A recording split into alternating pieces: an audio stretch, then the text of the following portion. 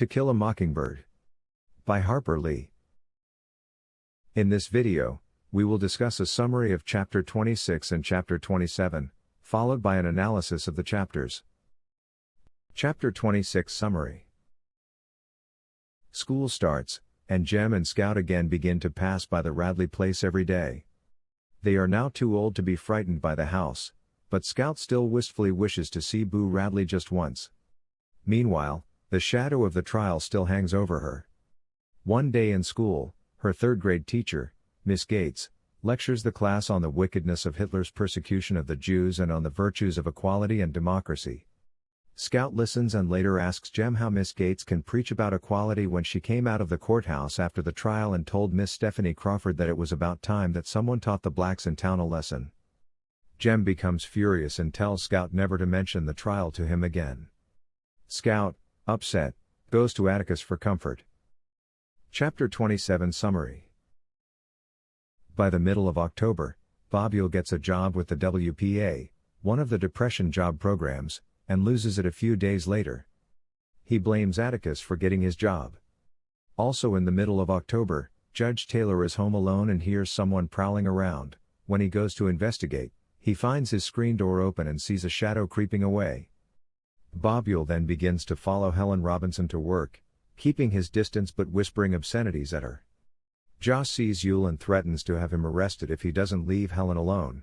He gives her no further trouble. But these events worry Aunt Alexandra, who points out that Yule seems to have a grudge against everyone connected with the case. That Halloween, the town sponsors a party and play at the school. This plan constitutes an attempt to avoid the unsupervised mischief of the previous Halloween, when someone burglarized the house of two elderly sisters and hid all of their furniture in their basement. The play is an agricultural pageant in which every child portrays a food. Scout wears a wire mesh shape to look like ham.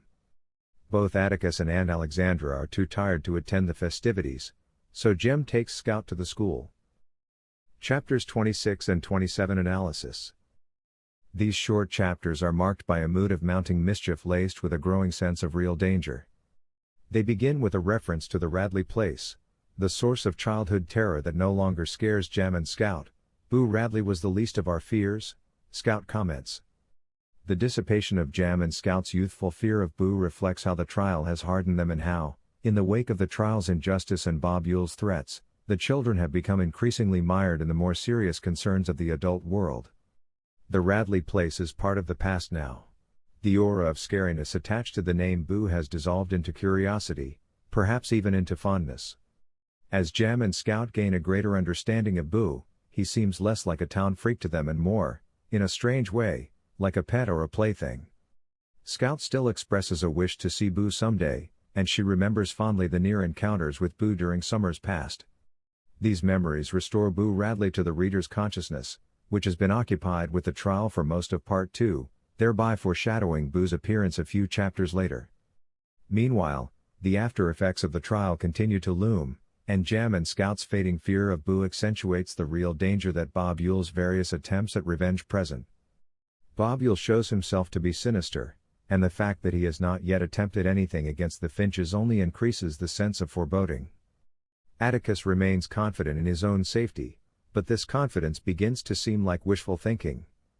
In fact, rather than offer further thematic commentary, Lee devotes a great part of these chapters to building tension and suspense by focusing on the unpredictable threat that Bobule poses. The misdeeds of the previous Halloween, which lead to the idea of a Halloween play this year, hint again at the damage caused by those who act without conscience. Meanwhile, the incident involving Miss Gates reveals the extent to which Jem remains affected by the trial.